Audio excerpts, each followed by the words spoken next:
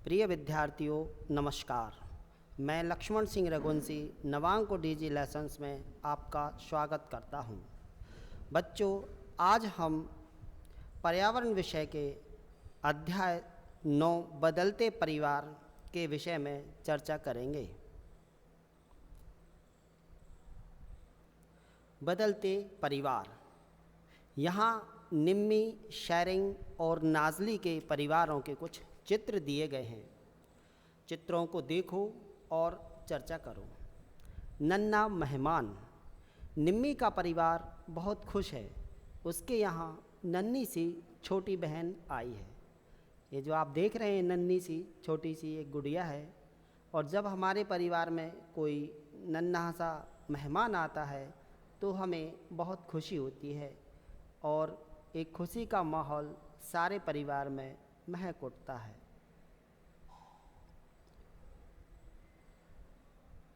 ये कुछ चित्र दिख रहे हैं, इनको देखकर पता करते हैं निम्मी के परिवार में छोटी बहन के जन्म से पहले कौन कौन थे। तो निम्मी के परिवार में दादा दादी, मम्मी पापा और चाचा चाची आदि सदस्य थे। अब इस परिवार में कुल कितने लोग हैं? तो पहले इस परिवार में 6 सदस्य थे, लेकिन निम्मी की छोटी बहन के जन्म के बाद कुल 7 सदस्य हो गए। बदली हो गई। अब शेरिंग के बाबा को उनके ऑफिस से चिट्ठी मिली। उसमें लिखा है कि उनको ऊंचा पद मिला है और अब उन्हें दूसरे शहर जाना है।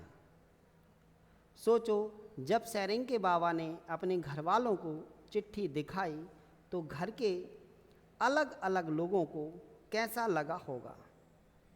स्वाभाविक सी बात है कि घर के लोगों में चिंता में पड़ गए होंगे, है ना।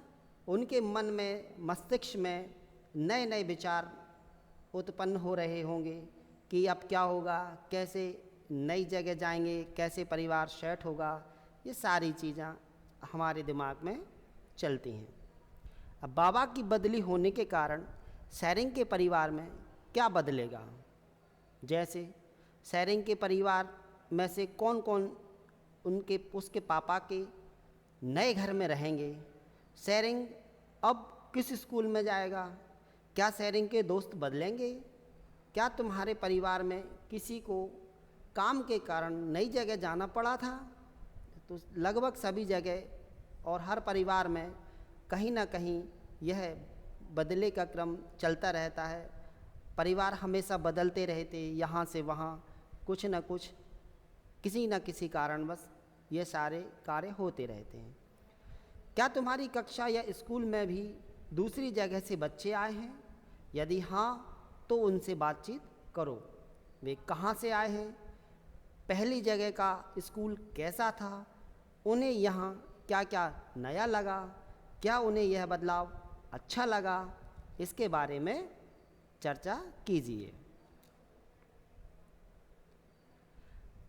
शादी है। आज नाज़ली के यहाँ सब बहुत खुश हैं। उसके बड़े चचेरे भाई की शादी है। क्या इस शादी के कारण नाज़ली के परिवार में कुछ बदलाव होंगे? क्या क्या बदलाव होंगे? जिस घर में नाज़ली की नई भाभी आई है, क्या उस परिवार में भी कुछ बदलाव हुए होंगे?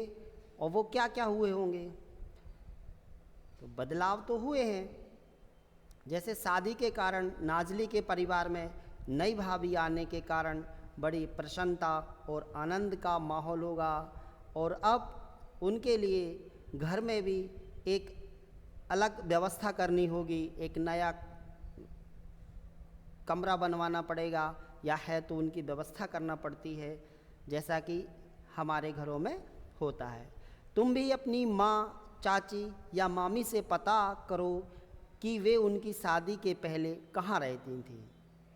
आपको पता है कि आपकी माता पिता जिस घर में रहते हैं वो पिता का घर होता है, और माँ हमारे परिवार में जब आती हैं तो वो नाना के घर से आती हैं। तो पता करो कि नाना का घर हमारा कहाँ है, पहले माँ कहाँ रहती थी, और उनसे सारी जानकारी प्राप्त करो।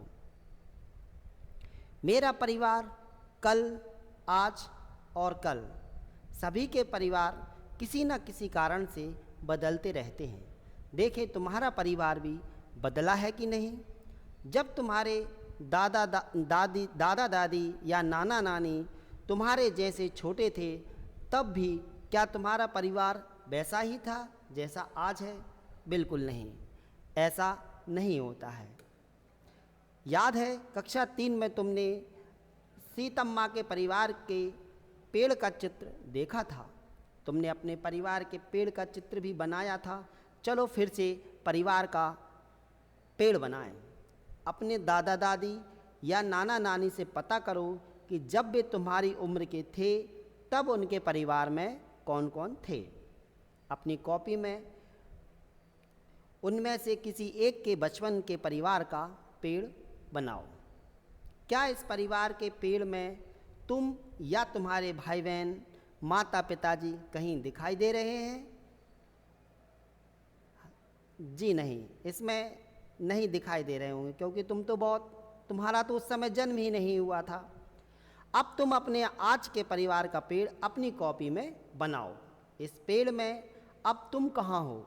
आज तुम्हारे परिवार में कौन कौन है? तुम्हारे दादा दादी या नाना नानी कहाँ पर हैं? बच्चों, बहुत सी ऐसी लड़कियां हैं जिनकी शादी 18 साल की आयु से पहले ही कर दी जाती है। इनमें से बहुत सी लड़कियों को तो स्कूल भी छोड़ना पड़ता है। रंगारेड्डी जिले की सुशीला के समान ऐसी बहुत सी लड़कियों की सच्ची कहानियां हैं जिन्होंने फिर से स्कूल जाना शुरू कर दिया। सुशीला को आगे पढ़ने के लिए पंचायत की तरफ से मदद मिली। पंचायत का कहना था कि बच्चों के लिए खेलना और पढ़ना बहुत ज़रूरी है, क्योंकि जब हम बचपन में जब हम खेलते हैं तो हमारा विकास होता है, शारीरिक, मानसिक सभी प्रकार का विकास होता है, या कह सकते हैं कि हमारा सर्वांगीण विकास होता है। उनकी बचपन में ही शादी नहीं करनी चाहिए। ऐसा होता है कि पहले छोटी सी उम्र में ही शादी कर दी जाती थी, लेकिन अब ऐसा नहीं है। हमारे संविधान में कुछ बदलाव किए गए हैं। आंध्र प्रदेश के लोगों का एक समूह विशेष कैंप लगाता है। इस कैंप द्वारा कम उम्र की शादीशुदा लड़कियों को फिर से स्कूल भेजने में मदद की जाती है। जंगम्मा और चिट्टी कहती हैं, हम पढ़ना चाहते हैं और अपने पैरों पर खड़ी होना चाहते हैं। बच्चों, क्या पता है कि आज शादी करने की उम्र क्या होती है? हम किस उम्र में विवाह कर सकते हैं? तो आज की उम्र, लड़के की उम्र होना चाहिए 21 साल और लड़की की उम्र होना चाहिए 18 साल, तभी आप शादी कर सकते हैं। और इससे पहले शादी करना, इस उम्र से पहले शादी करना बाल विवाह के अंतर्गत आता है, जो कानूनन अपराध की श्रेणी में आता है। ठीक है बच्चों, आज हमने बाल विवाह के बारे में चर्चा की। और आजकल तो टीवियों पर भी दिखाया गया है, वो आपने सीरियल देखा होगा एक बालिका बधू, उसमें भी बाल विवाह होता है, जो सरकार को नियम में संशोधन करने पड़े और आज हम एक बहुत अच्छी स्थिति में हैं। बच्चों, हमारा वीडियो कैसा लगा? Thank you. लाइक कीजिए और सब्सक्राइब कीजिए।